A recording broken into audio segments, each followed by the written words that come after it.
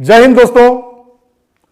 सही मायने में कवि वो ही हो सकते हैं जो समाज को प्रतिबिंबित करते हों, उनकी समस्याओं और मुद्दों को उजागर करते हों। यह सिर्फ सीमित रस में रचना करने से संभव नहीं है। तो आज के जो हमारे मेहमान हैं वो बहुमुखी प्रतिभा के धनी हैं। तो स्वागत करते हैं श्रीमान श्रवण दान सुन्नी जी का, जो एक बेहतरीन शिक्षक हैं, 5 विषयों में एमए किया हुआ है और गोल्ड मेडलिस्ट हैं। इनकी कविताओं में जीवन की सच्चाई और भावनाओं की झलक दिखती है। खेजरला के निवासी हैं, विभिन्न मंचों पर परचम लहराया है, विभिन्न मंचों का संचालन किया है और भिन्न भिन्न रसों में इनकी रचनाएं आती रहती है। आपका स्वागत है।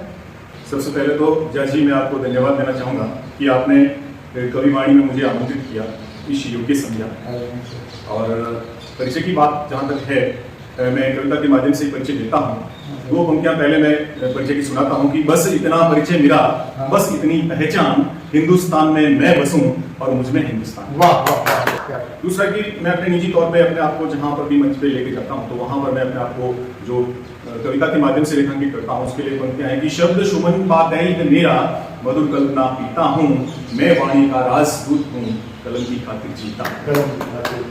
मेरी कलम का वादा है सत्य बात पर अड़ने का, न्याय धर्म के लिए हमेशा सबसे तनकर लड़ने का, मरुधर की माटी में उपजा करणी पुत्र का लघु उदाहरण हूँ और जज्बातों से जूझने वाला कवि परंपरा का चारण, कवि परंपरा का चारण। कविता का व्यापक अर्थ क्या होता है? कविता का व्यापक अर्थ तो सर बहुत सारे काव्य प्रेमियों ने, काव्य शिल्पियों ने अपने अपने हिसाब से दिया है। मैंने अपने हिसाब से उसको रेखांकित किया है। कुछ पंक्तियां मैं निवेदन करता हूँ कि कविता कठिन कला कहे कोई विरला प्राणी, टेढ़ी बातों में उलझाए रचे जन जन की वाणी, रचे जन जन की वाणी जगत के हाल सुनाता, सुख दुख की मीठी तान कवि कोई राग सुनाता, उपजे घट आनंद सभी रस हृदय पीता और हो जाता मन मस्त कहे जब कोई कविता, कहे जब कोई कविता। फिर भी इतने ज्यादा कवि होने के बावजूद भी कोई दिनकर और माखनलाल चतुर्वेदी उस लेवल पे नहीं पहुंच पा रहे, तो कविता कैसे लिखनी चाहिए सर? जैसे जनरली क्या होता है जाजी सर कि कवि अपना एक रस लेके चलता है। हाँ। तो मेरे हिसाब से मैंने जहाँ तक सोचा है उसमें मैंने लिखा है कि अगर कविता लिखने बैठे हो तो पहले जग के पाप लिखो और बिलखती झोंपड़ियों में जन जन का संताप लिखो। अपना सब कुछ गिरवी रखकर भी जो किस्तें चुका रहा, अपना सब कुछ गिरवी रखकर भी जो किस्तें चुका रहा, नतमस्तक बैठा मंडप में उस कन्या का बाप लिखो। सारे जग को रोटी देकर खुद रोटी को तरस रहा, सारे जग को रोटी देकर खुद रोटी को तरस रहा, उस हलधर की भूख का हल क्रंदन और विलाप लिखो।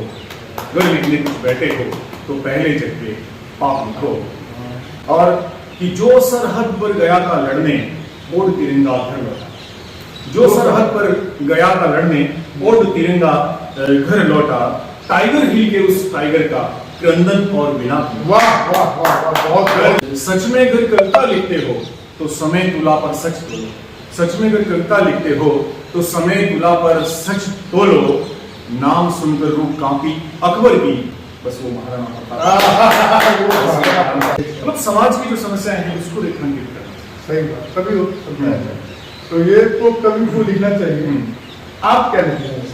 आप क्या लिखते हैं? 4 पंक्तियां उसके लिए मैं निवेदन करता हूँ कि केवल सच ही लिखता हूँ, ये बात पता रखना। मैं मेरे नजरिए से कविता बोलता हूँ। बिल्कुल। हाँ, कि केवल सच ही लिखता हूँ, ये बात पता रखना, मैं कलम से लड़ता हूँ, मेरी औकात पता है।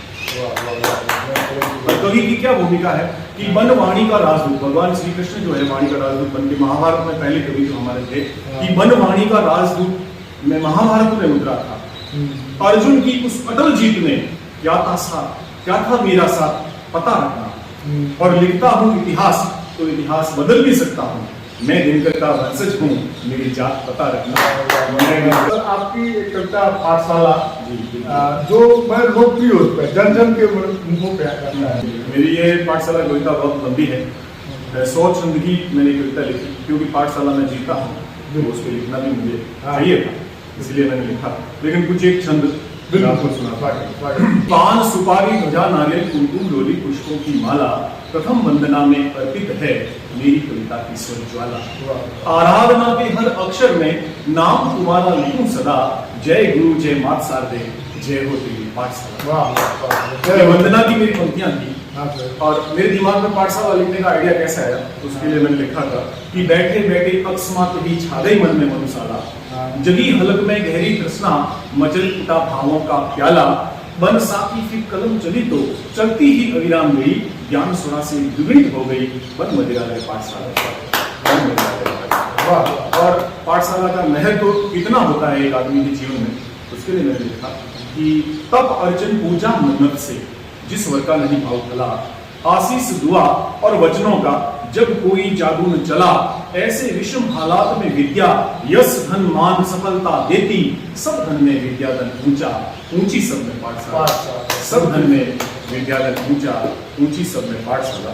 और इसी से जुड़ा हुआ एक छंद है कि कोई कहता पाक मदरसा कोई नाम कहे चटसाला, कोई कहता पाक मदरसा कोई नाम कहे चटसाला, किसी नजर में विद्यालय ही सनातनी गुरुकुल साला, और नाना नाम कहे तो क्या सार सकल सब एक ही है, जैसे एक पिता परमेश्वर वैसे ही एक पाठशाला, जैसे एक पिता परमेश्वर वैसे ही एक पाठशाला।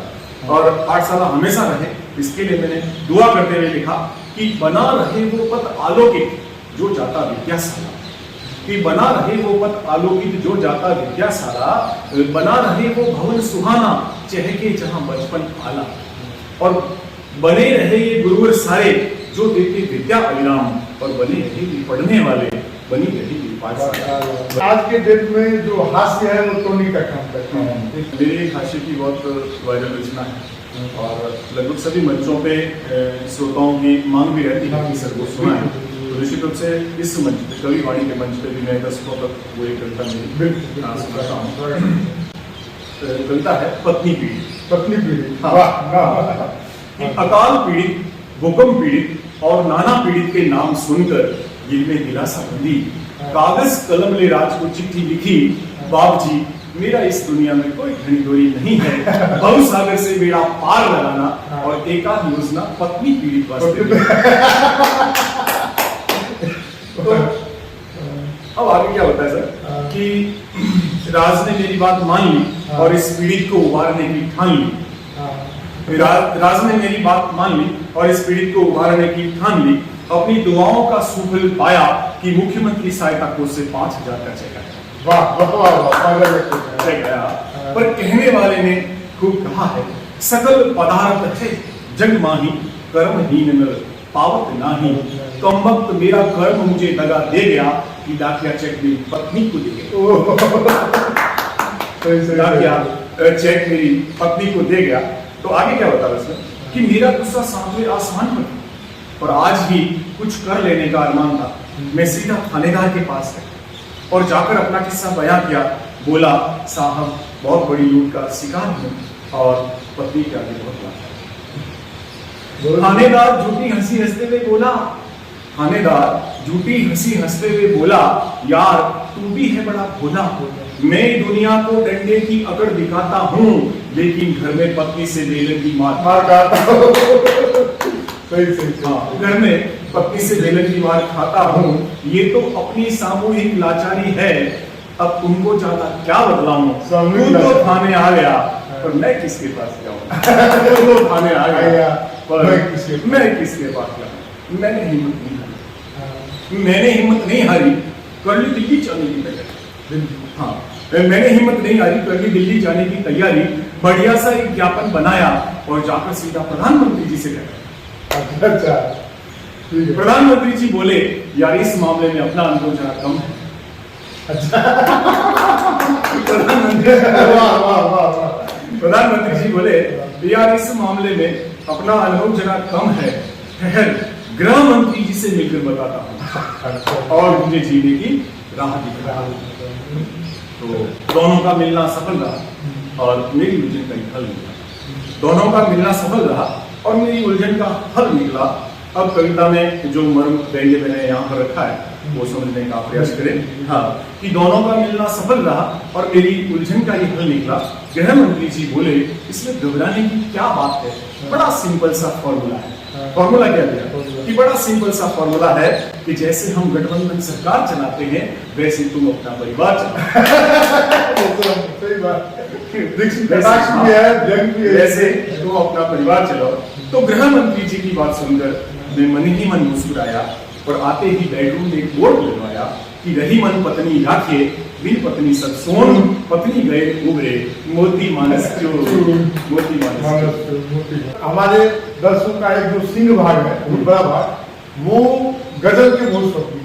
गजल जो काफी मंचों पे भी वायरल हुई है, इससे ज्यादा क्या हो, शाम हुई है सूरज डूबेगा, इससे ज्यादा क्या होगा।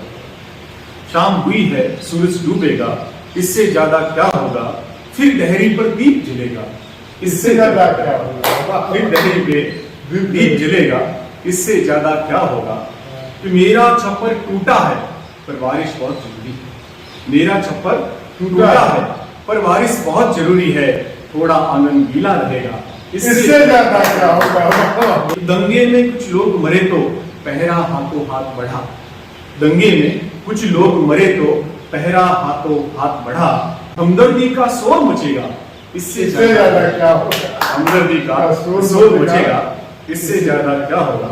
और आज के वर्तमान दौर की जो विसंगति है उस पर एक शेर है कि इम्तिहान से पहले पर्चा अक्सर बाहर आ जाता है। बिल्कुल बिल्कुल, हाँ, इम्तिहान से पहले पर्चा अक्सर बाहर आ जाता है, कुछ दिन खबरों में आएगा, इससे ज्यादा क्या होगा। कुछ दिन खबरों में आएगा, इससे ज्यादा क्या होगा। और से सुनिए कि बेटों ने धन दौलत बांटी, माँ बापू भी बांट लिए, बेटों ने धन दौलत बांटी, माँ बापू भी बांट लिए, काना फूसी का दौर चलेगा, इससे ज्यादा क्या होगा। काना फूसी का दौर चलेगा, इससे ज्यादा क्या होगा। और टीवी वाले बता रहे थे सरहद पर एक वीर मरा है, टीवी वाले बता रहे थे सरहद पर एक वीर मरा है, स्टेटस में बिगुल बजेगा, इससे ज्यादा क्या होगा। स्टेटस में बिगुल बजेगा, इससे ज्यादा क्या होगा। और अगला शेर संवेदना का है, हमारे श्रोताओं को बहुत पसंद आएगा कि प्यार में उसका दिल टूटा है, मैं खाने में कविता होगी, प्यार में उसका दिल टूटा है, मैं खाने में कविता होगी, एक शायर और बनेगा, इससे ज्यादा क्या होगा। इसी से जुड़ा हुआ एक मुक्तक है कि जब बड़े बुजुर्ग बच्चों को डांट देते हैं तो उस समय बच्चे उनको जो पलट के जवाब देते हैं, उनकी आजादी में जो खलल होता है वो उनको पसंद नहीं। तो उस संदर्भ में मैंने मुक्तक लिखा था कि आजादी पे आँच आए तो बुजुर्गों को भी डांट देते हैं लोग, आजादी पे आँच आए तो बुजुर्गों को भी डांट देते हैं लोग, दो रोटी की खातिर माँ बाप को भी बांट देते हैं, दो रोटी की खातिर माँ बाप को भी बांट देते हैं लोग। अपनी हरियाली पर इतना भी मत अकड़े सुनिए, अपनी हरियाली पर इतना भी मत अकड़ ऐ सुनिए, जरूरत में छायादार पेड़ भी काट देते हैं, जरूरत में छायादार पेड़ भी काट देते हैं लोग। और एक मुक्तक है कि जब माँ बाप बूढ़े हो जाते हैं और उनको लगता है कि हमारी जो संतान है वो हमारे बुढ़ापे का सहारा है, हमारे बुढ़ापे की लाठी है, लेकिन जब उनको रिजल्ट प्रतिकूल मिलता है तो उस संदर्भ में मुझे था कि धुंधली बेबस आंखों में कुछ सपने थे जो टूट गए, धुंधली बेबस आंखों में कुछ सपने थे जो टूट गए, संस्कारों के पेड़ फले तो खुदगर्ज शाखाएं लूट गई, संस्कारों के पेड़ फले तो खुदगर्ज शाखाएं लूट गए, और बुढ़ापे की लाठी केवल लाठी बनकर रह गई, बुढ़ापे की लाठी केवल लाठी बनकर रह गई, केवल दो रोटी की खातिर बच्चे माँ बाप से केवल दो रोटी की खातिर। हाँ, और इन मुक्तकों के बाद मैंने आज की नौजवान पीढ़ी को संदेश देने के लिए उत्तर दिया है कि अगर माँ बाप घर में होते हैं तो उस घर की क्या ताकत होती है।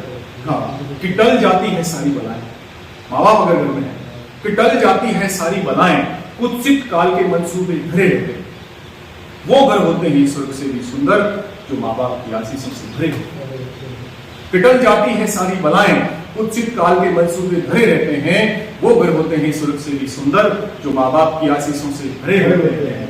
और अपने माँ बाप को बोझ समझने की नादानी मत करना सुनिए, अपने माँ बाप को बोझ समझने की नादानी मत करना सुनिए, जुड़े रहते हैं जब तक पेड़ से पत्ते जीवन भर हरे अरे वो माँ बाप की ताकत है। गीत विधा अपने आप में बहुत प्रसिद्ध है और मंच पे हमेशा गीत विधा को श्रोता जो है वो तल्लीनता के साथ में सुनते हैं। तो निश्चित रूप से एक श्रृंगार का छोटा सा गीत मैं आपके बीच में रखता हूँ कि पहले तुमको सोचा मैंने फिर कुछ देर लिखा था, पहले तुमको सोचा मैंने फिर कुछ देर लिखा था, उसी रोज जीवन में प्रियतम पहला शेर लिखा था।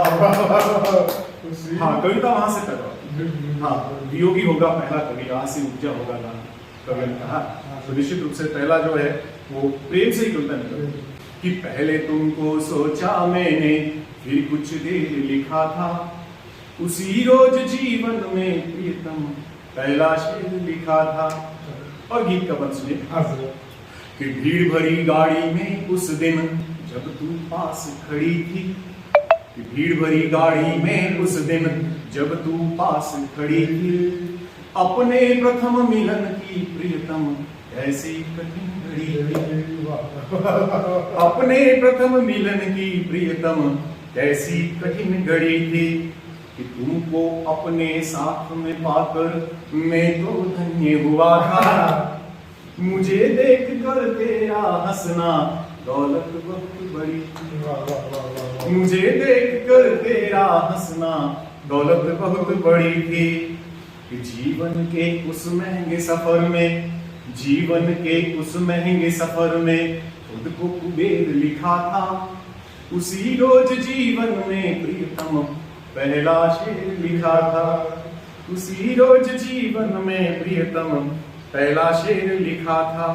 और आगे सुनिए कि लगा हाथ से हाथ भूलवश तूने मुझे छुआ था, कि लगा हाथ से हाथ भूलवश तूने मुझे छुआ था, तुम जलती सी दीप सिखा हो मुझको ज्ञात हुआ था, कि तुम जलती सी दीप सिखा हो मुझको ज्ञात हुआ था, कि कुछ सपनों को पंख लगे और कुछ ख्वाब फले थे, मेरे मन मंदिर में प्रियतम प्रीत के गीत चले थे, मेरे मन मंदिर में प्रियतम प्रीत के गीत चले थे, यादों की माला का मैंने, यादों की माला का मैंने तुमको सुमेर लिखा था, उसी रोज जीवन में प्रियतम पहला शेर लिखा था, पहले तुमको सोचा मैंने फिर कुछ देर लिखा था, उसी रोज जीवन में प्रियतम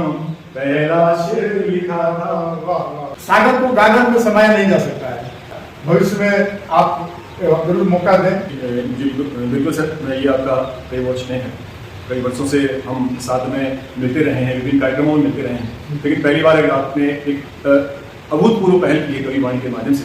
तो निश्चित रूप से मेरे से बहुत सारे जो कवि साहित्यकार है आपके इस मंच से श्रोताओं तक पहुंचेंगे, तो मैं बधाई देना चाहूँगा कि आपने जो एक पुनीत कार्य किया है। आज का जो वर्तमान दौर है, इस दौर के अंदर सोशल मीडिया में जो कविता है वो घर बैठे दर्शकों को, श्रोताओं को मिल जाती है, तो निश्चित रूप से कवि वाणी एक बहुत अच्छा मंच है। तो मैं बधाई देना चाहूँगा और आभार देना चाहूँगा आपको कि आपने मुझे यहाँ बुलाकर जो कविता प्रस्तुत करने का मौका दिया, तो निश्चित रूप से बहुत बहुत आभार, शुक्रिया, धन्यवाद, जय हिंद।